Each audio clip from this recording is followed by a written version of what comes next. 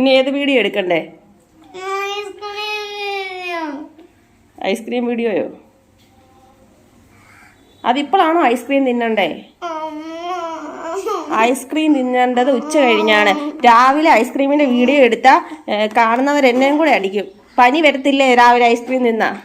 ഉച്ച കഴിയട്ടെ തരാം. അവിടെ ഇരിക്കേ.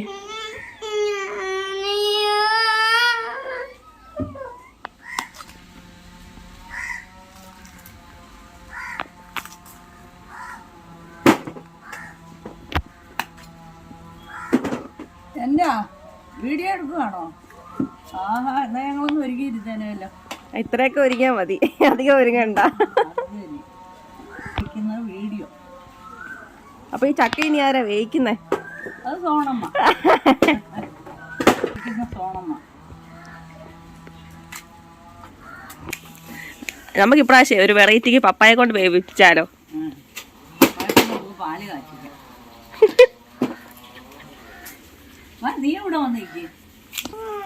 എന്നാടാ, ഞാൻ പറഞ്ഞില്ലേ തരാന്ന്, നീ എന്തിനാ സങ്കടപ്പെടുന്നേ? ഇങ്ങോട്ട് മാറി നിൽക്ക്.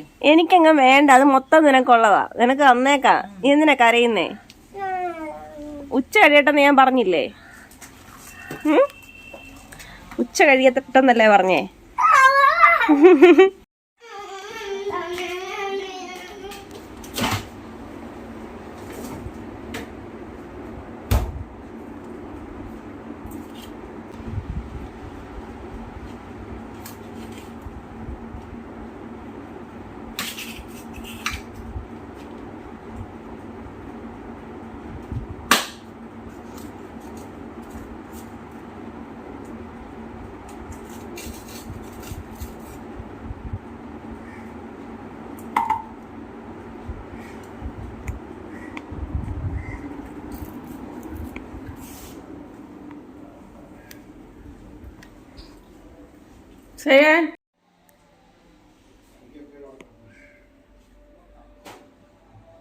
ഇനിയും ചോദിക്കല്ലോ കേട്ടോ, തണുപ്പ് അഴുക്ക.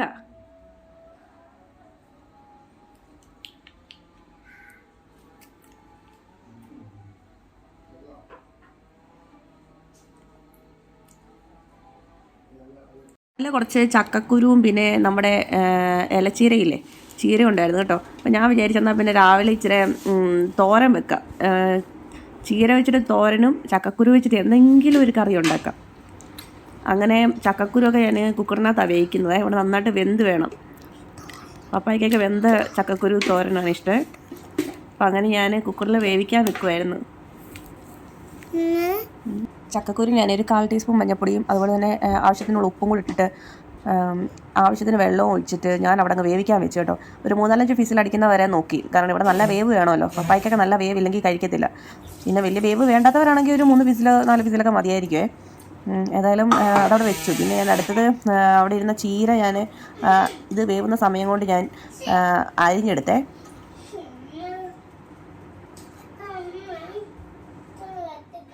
മമ്മി കുറച്ച് ചീരയൊക്കെ ടെറസിലെ മുകളിൽ കൊണ്ട് നട്ടിട്ടുണ്ട് കേട്ടോ. ചീരയൊക്കെ ഹെൽത്തിന് നല്ലതല്ലേ, പിന്നെ നമ്മുടെ ഇവിടെ തന്നെ ഉണ്ടാക്കുന്നതായതുകൊണ്ട് വിഷമൊന്നും അടിച്ചല്ലോ വരുന്നത്. അപ്പം അതുകൊണ്ട് കുറേ ഇങ്ങനെ നട്ട് വെച്ചിട്ടുണ്ട്. അപ്പോൾ അതിൽ നിന്ന് കുറച്ച് ഇല പറിച്ചിട്ടാണ് തോരൻ വെക്കാൻ പോകുന്നത്. ഏതായാലും നല്ല വൃത്തിക്ക് കഴുകിയിട്ട് അതിനകത്ത് വല്ല അണുക്കളോ വല്ല ഉണ്ടോ എന്ന് നോക്കിയാണ് അരിയുന്നത്.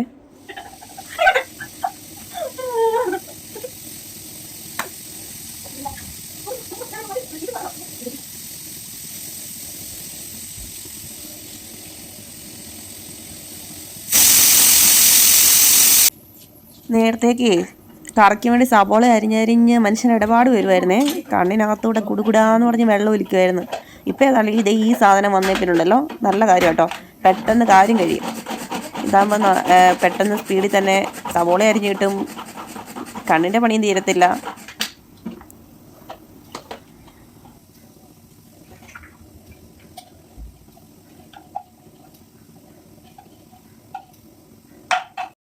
ചീരത്തോരൻ വെക്കാൻ വേണ്ടിയേ ഞാൻ കുറച്ച് സബോളയും വെളുത്തുള്ളി ഇഞ്ചിയും പിന്നെ തേങ്ങയും പച്ചമുളകും എല്ലാം കൂടെ ഞാനൊന്ന് മിക്സ് ചെയ്യണേ. തേങ്ങ ഇപ്പോൾ ഇടേണ്ട ആവശ്യമില്ലായിരുന്നു, അവസാനം ഇട്ടാൽ മതിയായിരുന്നു. ഞാൻ ഏതായാലും ആദ്യം എല്ലാം കൂടെ തന്നെ മിക്സ് ചെയ്ത് അവിടെ വെച്ചു, ഉപ്പും എല്ലാം കൂടി ഇട്ടിട്ടേ.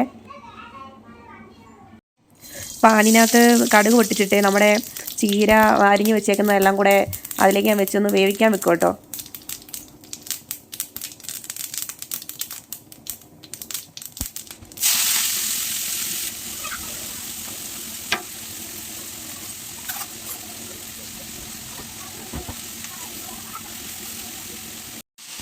ഏതായാലും ചീരയിട്ടിട്ട് സിമ്മിനെയാണ് വെക്കുന്നത്. എന്നിട്ട് നമ്മുടെ ഇതിൻ്റെ അടപ്പ് വെച്ചിട്ട് അങ്ങ് മൂടി വെച്ചേക്കുവാണേ.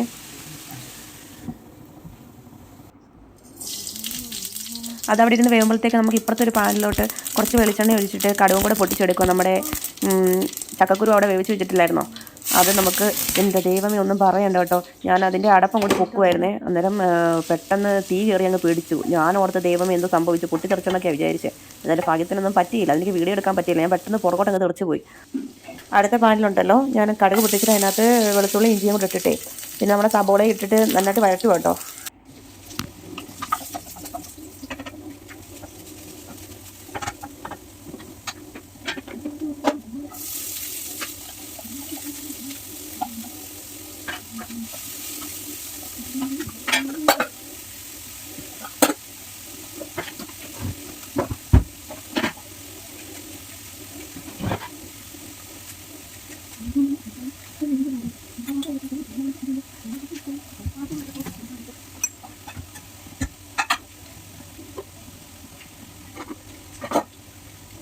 എന്താണെങ്കിലും ചുമന്നുള്ളിയായിരുന്നു നല്ലത്, ഏത് തോരനൊക്കെ ആണെങ്കിലും. പക്ഷേ ഞാനിപ്പോൾ സവോള എടുക്കുന്നത് എളുപ്പമുണ്ടല്ലോ പണി.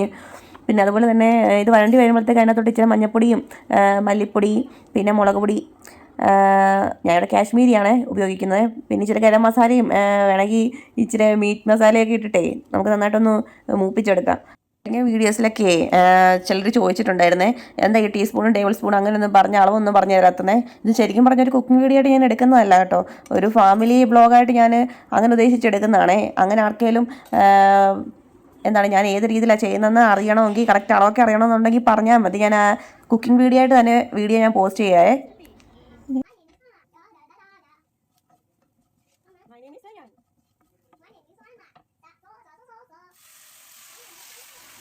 പൊടികളൊക്കെ മൂപ്പിച്ച് കഴിയുമ്പം നമ്മൾ വേവിച്ച് വെച്ചിരുന്ന ചക്കക്കുരു ഉണ്ടല്ലോ, ചക്കക്കുരു ഇതിനകത്തോട്ട് ഞാൻ ഇട്ട് ഇളക്കും കേട്ടോ. പിന്നെ ഉപ്പൊക്കെ നോക്കിയിട്ട് ആവശ്യത്തിന് ഇട്ടോണേ.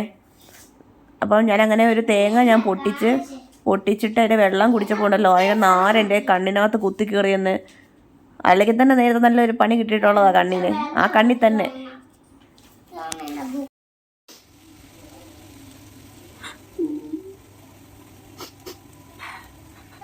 സോണുമ്പോൾ ചത്തു പോകത്തില്ലടാ, അങ്ങനെയൊന്നും സോണുമ്പോൾ പെട്ടെന്ന് ചത്തു പോകത്തില്ല. ഞാൻ ആ ചക്കക്കുരുവിനകത്തോട്ട് കുറച്ച് തേങ്ങാപ്പീര ഭയങ്കര ഇഷ്ടമാണ് ഇങ്ങനെ ഇതിനകത്തൊക്കെ ഇടുന്നതേ. അപ്പോൾ അത് കാരണം അങ്ങനെ തേങ്ങാപ്പീര ഇട്ടിട്ട് പിന്നെ ഉപ്പ് നോക്കിയിട്ട് ആവശ്യത്തിന് ഉപ്പും കൂടെ ഇട്ടിട്ടേ എന്നിട്ട് ഇളക്കി ഒന്ന് ജസ്റ്റ് സെറ്റാകാൻ വേണ്ടി വെച്ചേ. ആക്ച്വലി ഇത് എന്ത് കറിയാണെന്ന് ചോദിച്ചാൽ ഇത് തോരനാണോ അതോ മെഴുക്ക് പുരട്ടിയാണോ അതോ ചക്കക്കുരു കുഴയാണോ എന്ന് എനിക്കറിയത്തില്ല കേട്ടോ. എന്താണേലും കൊള്ളാൻ, നല്ല ടേസ്റ്റ് ഉണ്ടായിരുന്നു സാധനത്തിന്.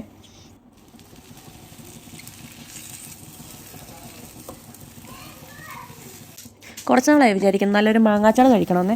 അതിനുവേണ്ടി മാങ്ങ അരിഞ്ഞിട്ടേ അതിനകത്ത് മഞ്ഞൾപ്പൊടിയും ഉപ്പും കൂടി ഇട്ടിട്ട് ഒരല്പം നേരം ഒന്ന് വെയിലത്ത് വെച്ച് കേട്ടോ. എന്നിട്ട് എന്താണ് നമ്മുടെ വെളുത്തുള്ളി ഇഞ്ചി പച്ചമുളക് കറിവേപ്പില എല്ലാം എടുത്ത് അരിഞ്ഞ് സെറ്റാക്കി വെച്ചേ. എന്നിട്ട് നല്ലെണ്ണ ഒഴിച്ചത് കുറച്ച് നാൾ ഇരുന്നോട്ടെന്ന് വിചാരിച്ചു കേട്ടോ. അതിനകത്തോട്ട് കടുക് പൊട്ടിച്ചിട്ട് നമ്മുടെ വെളുത്തുള്ളി ഇഞ്ചി എല്ലാം ഇട്ടിട്ട് നന്നായിട്ട് വഴറ്റി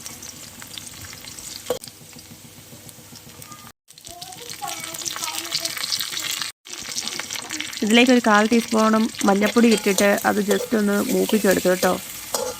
അങ്ങനെ തന്നെ ആവശ്യത്തിനുള്ള കാശ്മീരി മുളക് പൊടിയും കൂടി ഇട്ട് കൊടുക്കുന്നുണ്ട്.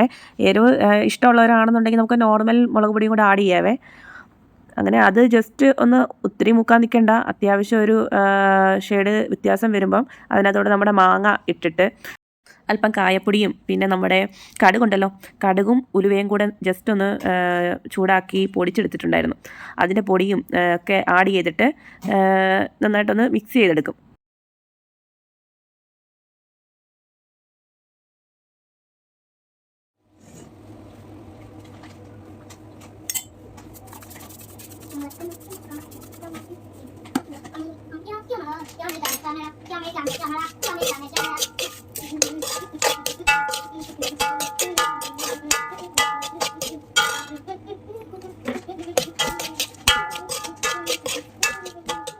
അതിലേക്ക് കുറച്ച് വിനാഗിരിയും കൂടെ ഒഴിച്ചിട്ടേ അതങ്ങ് റെസ്റ്റ് ചെയ്യാൻ വേണ്ടി വെച്ചു കേട്ടോ. എന്താണേലും 2 ദിവസം കഴിഞ്ഞിട്ട് എടുക്കുന്നതായിരിക്കും ടേസ്റ്റ് വരുന്നത് അച്ചാറിന്. എന്താണേലും അതിനുള്ള ഒരു എന്താ പറയുക സമാധാനമൊന്നും എനിക്കില്ലാത്ത കാരണം ഞാനിന്ന് ഫുഡ് എടുത്തിട്ട് മാങ്ങാച്ചാറും കൂട്ടിയാണ് കഴിക്കാൻ പോകുന്നത്. പിന്നെ ചക്കക്കുരു മാങ്ങയും ചാറും മമ്മി രാവിലെ വെച്ചിട്ടുണ്ടായിരുന്നു കേട്ടോ. അങ്ങനെ ചോറെടുത്ത് ഇച്ചിരി ചക്കക്കുരു മാങ്ങ ചാറ് ഒഴിച്ച് പിന്നെ നമ്മുടെ തോരൻ എടുത്തിട്ട്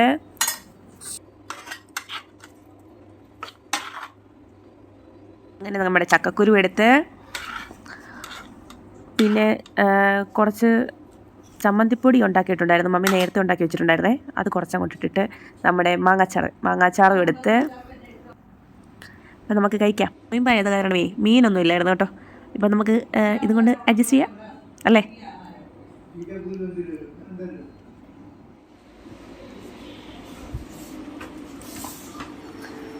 നിങ്ങൾ നേരത്തെ കഴിക്കാൻ തുടങ്ങിയോ?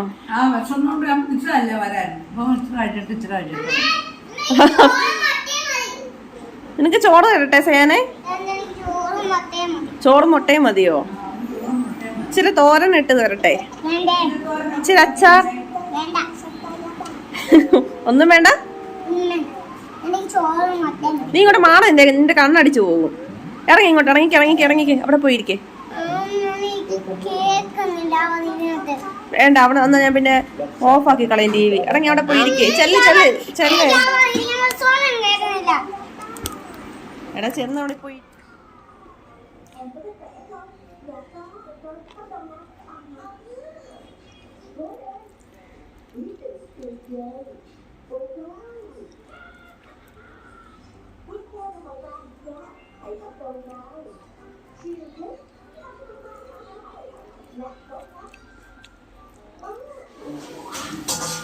ആഹാ, ഉച്ചയൂണും എല്ലാം കഴിഞ്ഞല്ലോ. ഇനി എന്നാ അടുക്കള കിടന്ന് കാണിക്കുന്നേ? കൊച്ചേ, അവന് വഴക്കിടുന്ന അവന് ഇച്ചിരി ചക്ക വറുത്ത് കൊടുക്കാനും പറയുന്നത്. ചക്ക വറുത്ത് കൊടുക്കാൻ ഉപ്പടിക്കുന്ന മൂക്കാറായി. ആണോ? ഉപ്പിങ്ങനെ വെള്ളത്തിൽ കലക്കിയിട്ട് ഇച്ചിരി ഒഴിക്കണം. അപ്പം നല്ല എല്ലാത്തിലും നല്ല പോലെ പിടിക്കും. വേണ്ട, ഒരു കുഴി വറുത്ത് വെച്ച് കൊള്ളാലോ. കാണിച്ചേ. നല്ലത് പൊരിഞ്ഞിട്ടുണ്ടല്ലോ. നല്ല അതിന് പറ്റിയ ചക്കയാ. ഓക്കെ, അങ്ങനെ നമ്മുടെ ഇന്നത്തെ വീഡിയോ ഇവിടെ എൻഡ് ചെയ്യുവാണ്.